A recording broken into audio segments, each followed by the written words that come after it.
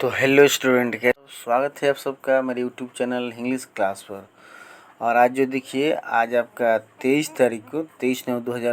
को class 11th और 12th का जो एग्ज़ाम हो रहा है आपका हाफ ईयरली और क्वार्टरली, उसमें आज दोनों क्लास का इंग्लिश का एग्ज़ाम था। ठीक है, तो मैं इसी क्लास का जो है आपका इंग्लिश का पेपर का ऑब्जेक्टिव क्वेश्चन का सॉल्यूशन लेकर आ गया हूँ। ठीक है, तो इस वीडियो में हम लोग देखेंगे कि इस पेपर में कितना ऑब्जेक्टिव क्वेश्चन था और उसका क्या आंसर होगा। ठीक ना, तो वीडियो बहुत ही महत्वपूर्ण है आपके लिए।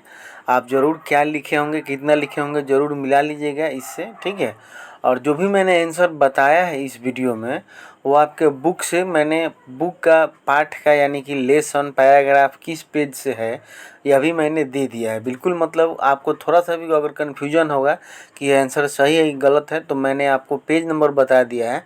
आप वहां से जाकर ढूंढकर आप संतुष्ट हो सकते हैं कि आंसर सही है या गलत है। ठीक है, तो आइए हम लोग देखते हैं इस वीडियो में। आपका क्लास 11th का ये है, इसके बाद वाला वीडियो में मैं क्लास 12th का लेकर आऊँगा। ठीक है, तो इसमें हम लोग देखेंगे कि इसका ऑब्जेक्टिव क्वेश्चन का सही आंसर क्या है। तो आइए शुरू करते हैं। देखिए, जैसे लिखा गया आपका ये सब्जेक्ट कोड दिया गया है क्लास 11th क्वार्टरली एग्जामिनेशन और सितंबर एग्जाम 2025, कक्षा 11 त्रैमासिक परीक्षा सितंबर, English subject compulsory, subject code इतना इतना दिया गया है। ठीक, ये सब निर्देश दिया गया है। देखिए, आपको 70 क्वेश्चन दिया था, इसमें से आपको 40 ही बनाना था। ठीक है, क्वार्टरली का यही पैटर्न बनाया है इस बार। और उसके बाद आपका जो है सेक्शन बी में जो है वो 20 शॉर्ट आंसर क्वेश्चन है, जिसमें से वो निर्देश दिया गया है। तो चलिए आगे हम लोग बढ़ते हैं सीधे। तो देखिए, ये रहा आपका सामने 170 तक का क्वेश्चन, इसमें से 40 को बनाना है, 40 ऑब्जेक्टिव। पहला क्वेश्चन आपका कह रहा है कि पहला जो है शुरू के क्वेश्चन जो है वो ग्रामर से है।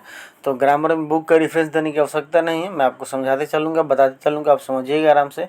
किताब जो होगा, किताब का ही रेफरेंस देने की ज़रूरत है कि किस पेज से है, किस लेसन से है। तो देखिए, पहला क्वेश्चन कह रहा है आपका कि Delhi is the most popular city in India.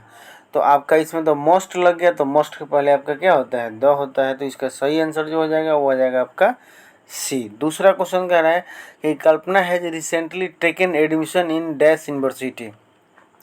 तो इन आपका क्या हो जाएगा, यूनिवर्सिटी है, लेकिन साउंड के हिसाब से क्या हो जाएगा, यहाँ पर आपका ई हो जाएगा। कह रहा है कल्पना जो है अभी अभी जो है एक यूनिवर्सिटी में एडमिशन ली हुई है, ली है। ठीक ना, चलिए उसके बाद आपका तो इसका ए हो जाएगा। दूसरा हम लोग तीसरा क्वेश्चन देख लेते हैं। कह रहा है कि choose the correct antonym of the word religious. Religious मतलब धार्मिक होता है, और इसका अपोजिट वर्ड बताना है। एंटोनिम का मतलब अपोजिट वर्ड। तो रिलीजियस का आपका जो हो जाएगा वो हो जाएगा सेकुलर, जो मतलब किसी धर्म को नहीं मानने वाले, धर्म के विरोधी लोग जो होते हैं उसको हम लोग सेकुलर कहते हैं।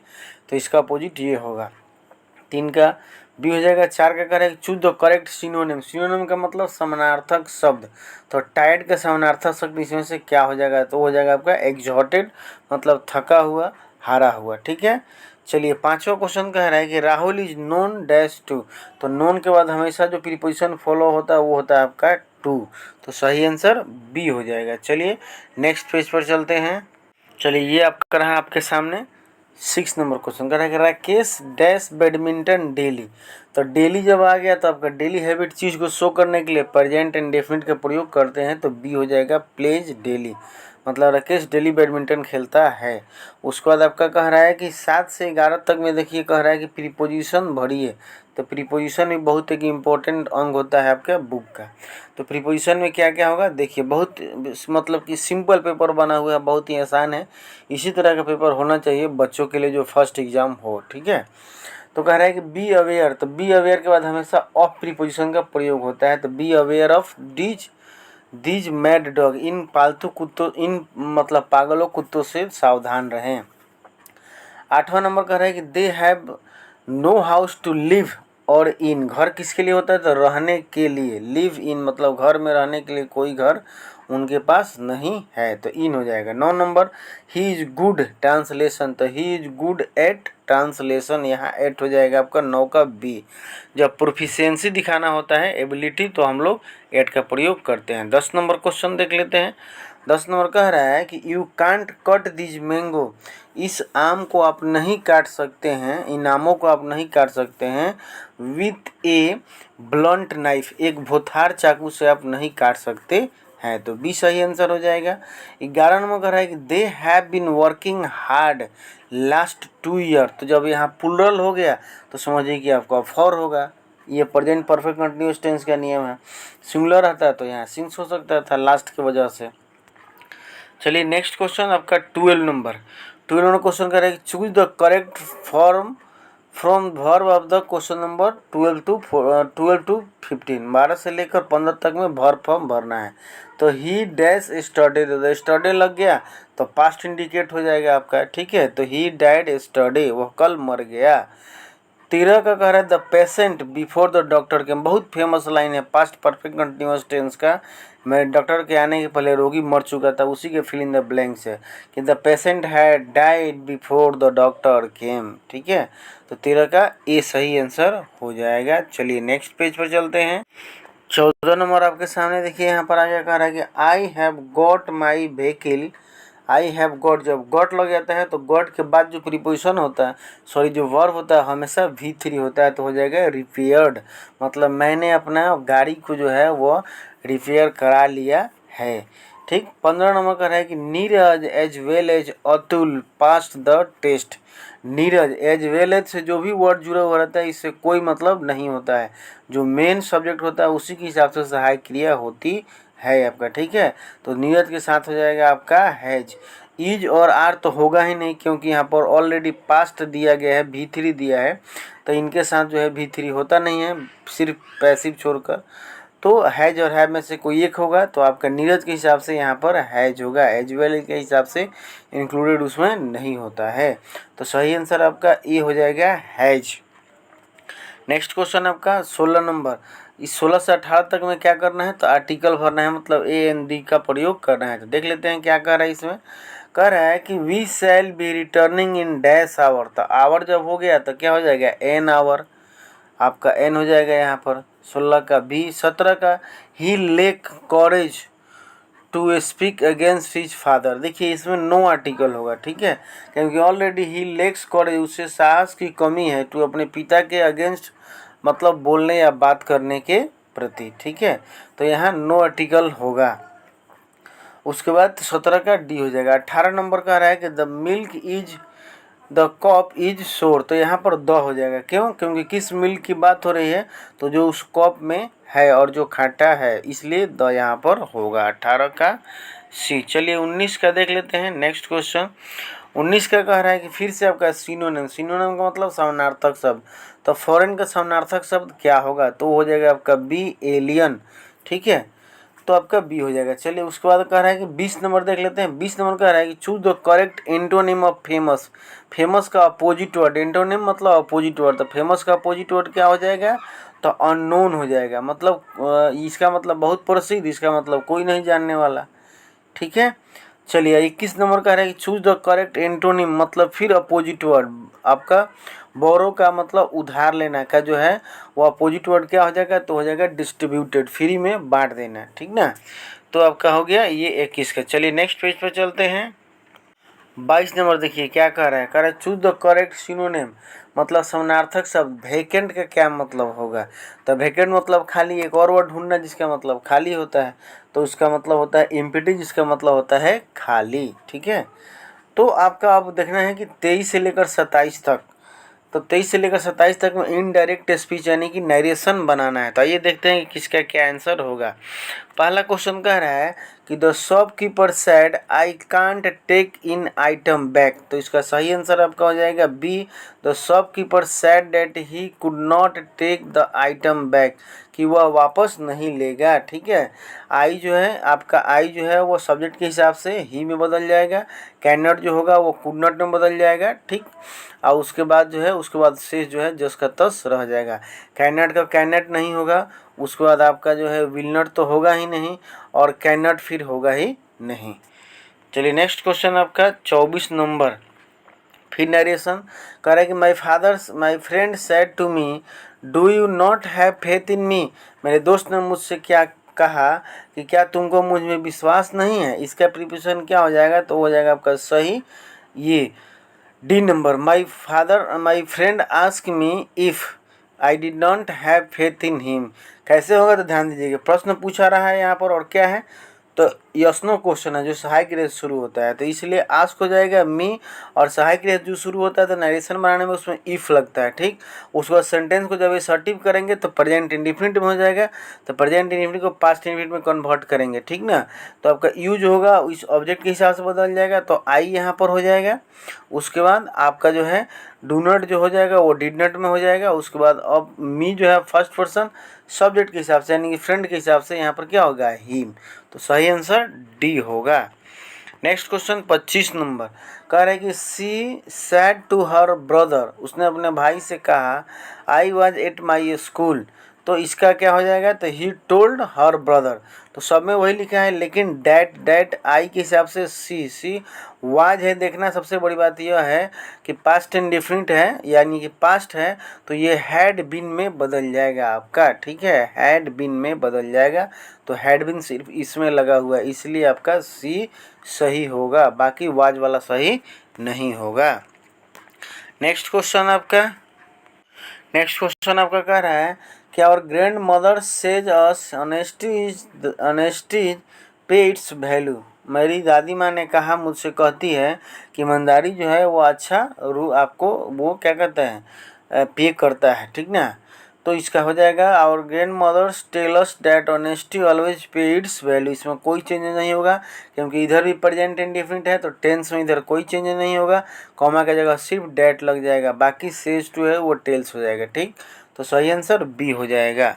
नेक्स्ट क्वेश्चन आपका 27 नंबर कह रहा है कि Amar said to Beena where did you put my book, तुमने मेरे किताब को कहाँ रखा, तो प्रश्नवाचक आस्क बीना हो जाएगा, और वेयर WH वर्ड है तो कॉमा की जगह WH वर्ड ही रह जाएगा, तो WH इसमें है और इसमें है और इसमें है, तो आपका जो सही हो जाएगा डिड जो है यानी कि पास्ट इंडिफिनिट जो है पास्ट परफेक्ट में बदलेगा, वो भी एसर्टिव में, तो सही आंसर जो हो जाएगा she had put his book, सही आंसर डी हो जाएगा आपका। ठीक है, चलिए 28 नंबर का रहा है the cost of this shirts ₹1000 each, तो आपका यहाँ ऑफ से जुड़ा हुआ है, तो कॉस्ट के हिसाब से सहायक क्रिया होगा, तो द कॉस्ट इज हो जाएगा आपका, बाकी सब प्लुरल है इसलिए नहीं होगा, तो 28 का ए हो जाएगा आपका। चलिए 29 का देख लेते हैं।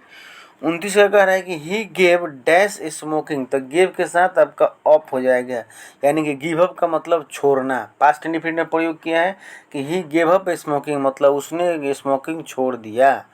30 number she is hard times, ठीक है आपका, तो गोइंग थ्रू हार्ड टाइम मतलब वह बहुत कठिन दौर से गुजर रहा है, he is going through hard time, बहुत कठिन समय से गुजर रहा है। ठीक है, तो सही आंसर ये हो जाएगा। 31 का Kabir was dash by the Muslim couple, तो इसका मतलब हो जाएगा आपका क्या, देख रेख करना। ठीक ना, पालन पोषण करना, तो जिस मतलब ब्रिंग अप का मतलब होता है पालन पोषण करना, इसी का यहाँ आपका V2 या V3 यूज हुआ है। Kabir was brought up by the Muslim couple, Kabir का जो लालन पालन हुआ था एक मुस्लिम दंपति के द्वारा हुआ था। ठीक है, तो डी सही आंसर होगा। नेक्स्ट क्वेश्चन देखते हैं हम लोग, 31 तक हो गया। चलिए 32 का देखिए क्या कह रहा है आपका कि चूज द करेक्ट सेंटेंस, इसमें सही सेंटेंस क्या है, तो आपका इसका सही सेंटेंस जो हो जाएगा B, we did not have much time, क्योंकि टाइम जो है वो अनकाउंटेबल नाउन है, तो इसके साथ मच ही होगा, फ्यू, मेनी, और आपका ये जो है ये सब नहीं होगा, तो सही आंसर बी होगा। नेक्स्ट क्वेश्चन देख लेते हैं आपका 33 नंबर कह रहा है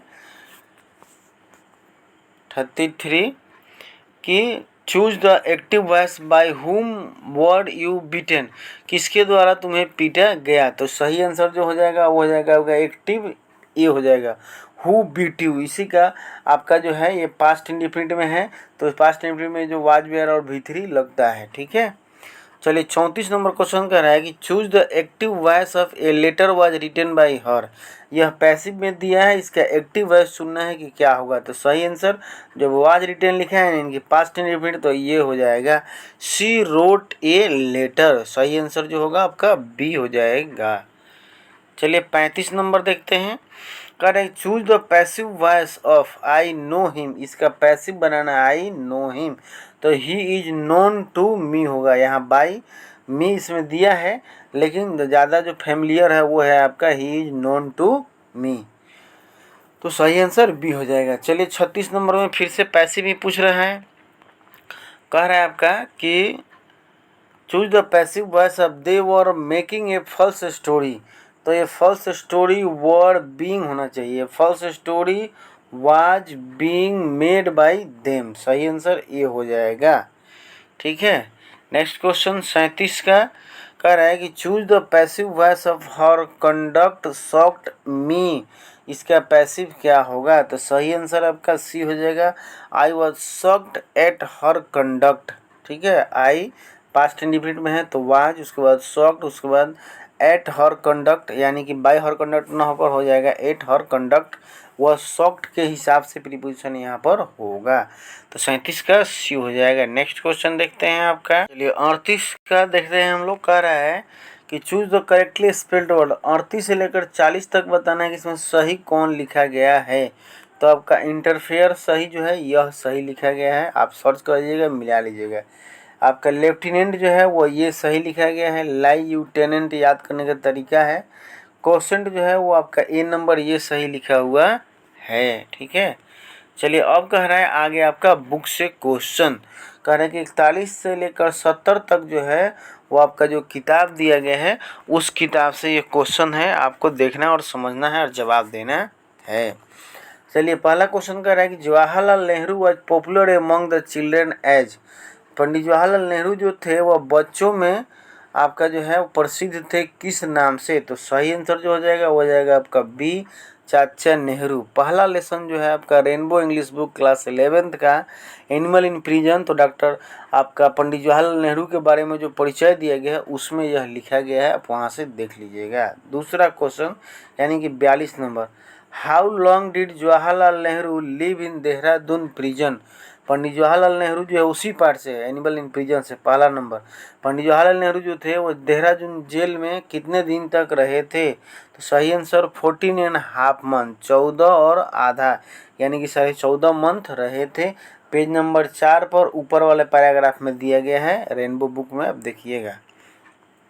नेक्स्ट क्वेश्चन 43 कह रहा है कि who wrote discovery of India. यह भी उसी लेसन से है, एनिमल इन प्रिजन से। पंडित जवाहरलाल नेहरू के परिचय में दिया हुआ है कि ये डिस्कवरी ऑफ इंडिया को किसने लिखा है, तो पंडित जवाहरलाल नेहरू सही आंसर होगा। 44 नंबर।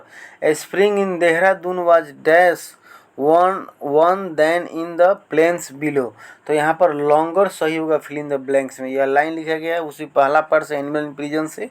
पेज नंबर आपका जो है 5 पर लास्ट पैराग्राफ में ढूंढिएगा, आपको मिल जाएगा रेनबो इंग्लिश में क्लास 11th का। चलिए नेक्स्ट 45 नंबर।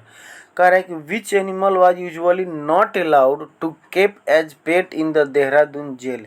देहरादून जेल में कह रहा है बहुत जानवर से तो पंडित जवाहरलाल नेहरू जी मिले, लेकिन कौन जानवर जो था वहाँ ले जाना अलाउ नहीं था, तो सही आंसर आपका डॉग होगा।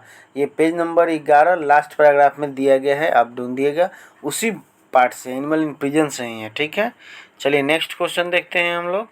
अगला क्वेश्चन जो है वो अगला पार्ट से है। आपका कह रहा है कि doctor Rajendra Prasad was born in. Doctor Rajendra Prasad का जन्म जो था वह कहाँ हुआ था, तो यह लेसन दूसरा पार्ट से है, नालंदा से है। डॉक्टर राजेंद्र प्रसाद जी का जो परिचय दिया गया है उसी में यह दिया गया है कि उनका जन्म जीरादेई बिहार में हुआ था। 47 नंबर क्वेश्चन कह रहा है कि Magadh research institute was established in. Magadh research institute जो था वह कहाँ बना था, तो वही नालंदा लेसन से ही है, नालंदा में बना था। ठीक ना, उसी में आपका दिया गया है, लेखक परिचय के बारे में जो है उसी में दिया हुआ है। चलिए 48 नंबर देख लेते हैं। कह रहा है कि Fahien who visited Nalanda at 4th century AD ago was a dash pilgrim. कह रहा है कि फाहियान जो था वह नालंदा 4वीं शताब्दी में घूमने के लिए आया था, कि जो एक कौन सा यात्री था, कौन सा तीर्थयात्री था, चाइनीज, जापानीज, रशियन, फ्रेंच, तो सही आंसर जो हो जाएगा आपका a Chinese. Page number 20 last paragraph में दिया गया है, सेकेंड लेसन आपका है। सेकेंड लेसन की जरूरत नहीं है, पेज जब मैंने बता दिया तो 20 नंबर पेज निकालिएगा, लास्ट पैराग्राफ में आपको मिल जाएगा, ढूंढिएगा।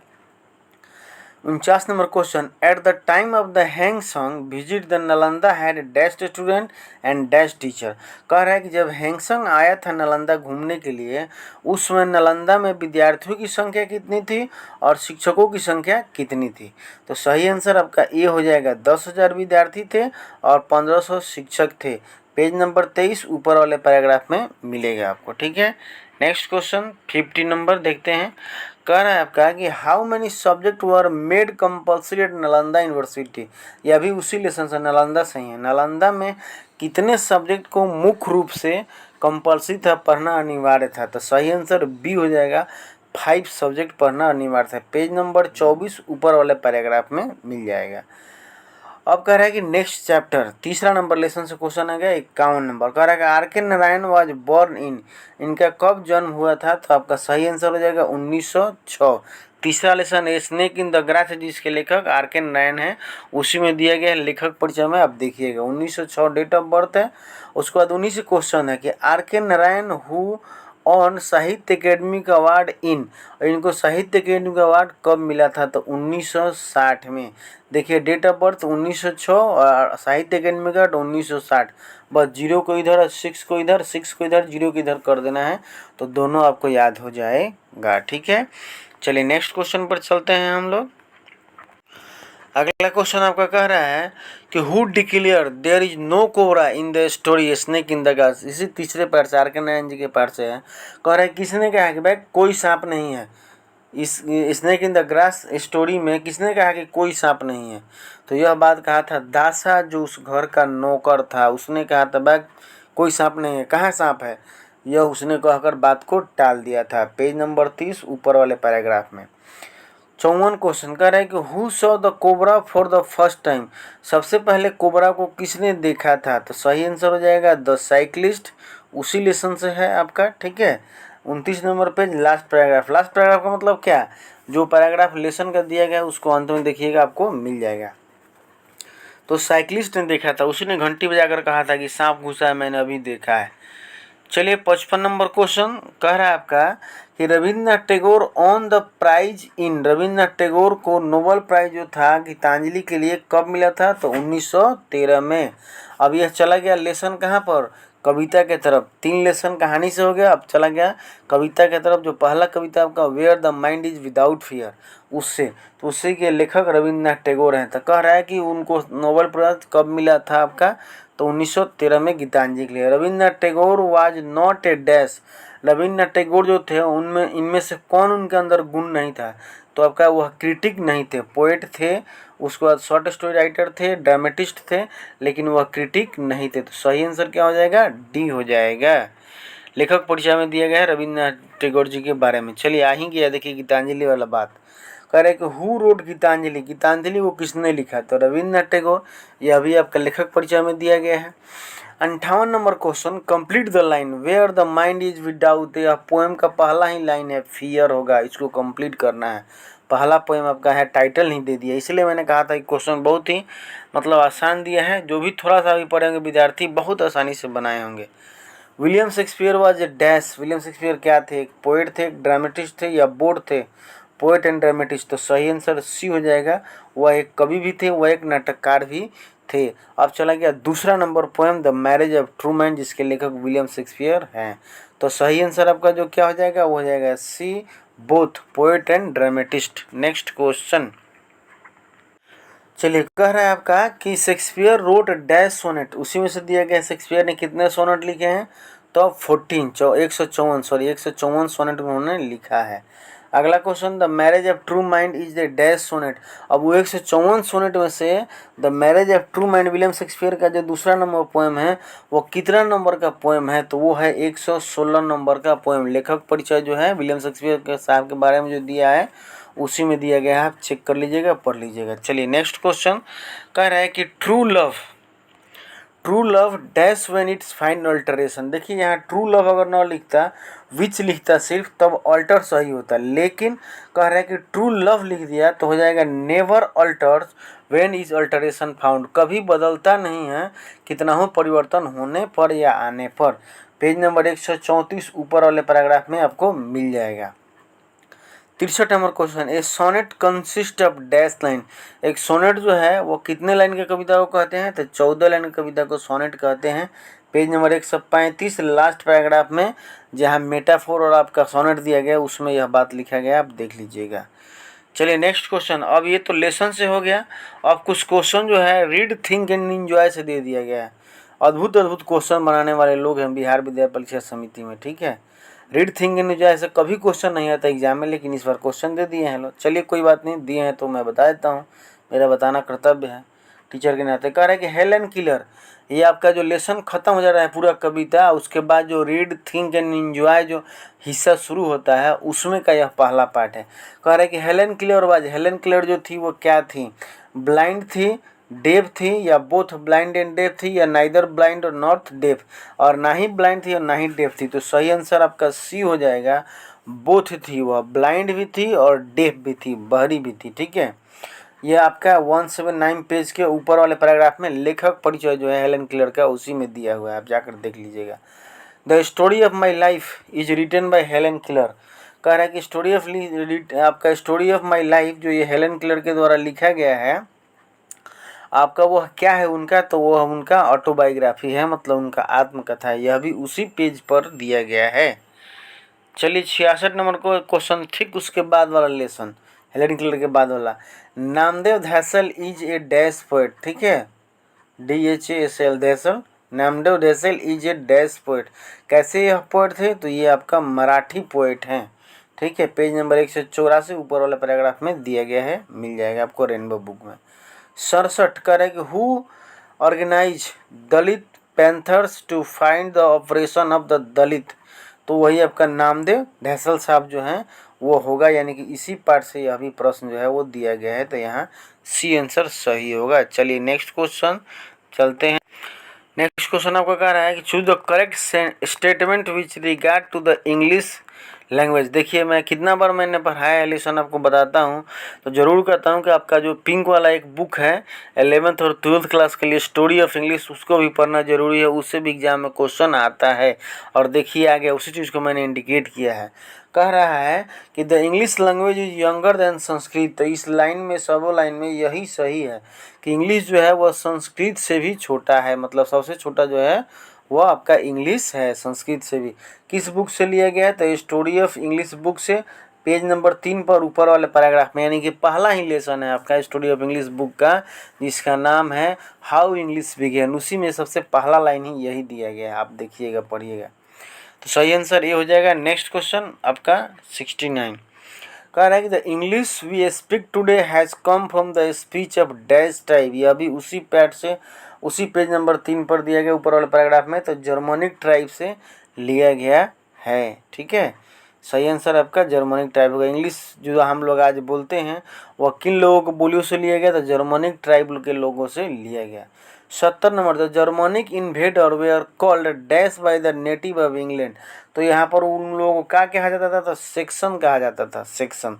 यह भी पेज नंबर 4 ठीक उसी लेसन में ऊपर वाले पैराग्राफ में दिया गया है। तो ये था आपका 70 क्वेश्चन स्टूडेंट। अब यहाँ से शॉर्ट आंसर क्वेश्चन शुरू हो गया है। तो मैंने आपको बताया, समझाया, आशा करता हूँ कि आपको अच्छा लगा होगा। किसी तरह का कोई डाउट होता है किसी भी क्वेश्चन से संबंधित तो कमेंट ज़रूर कीजिएगा, या मुझे अगर बाय मिस्टेक कोई मिस्टेक हो जाता है तो आप मुझे कमेंट करके ज़रूर बताइएगा। मैं कमेंट में ज़रूर जो है उसको सुधार करके लिख दूंगा और आपको बता दूंगा, ठीक है। वीडियो कैसा लगा ज़रूर बताइएगा कमेंट करके।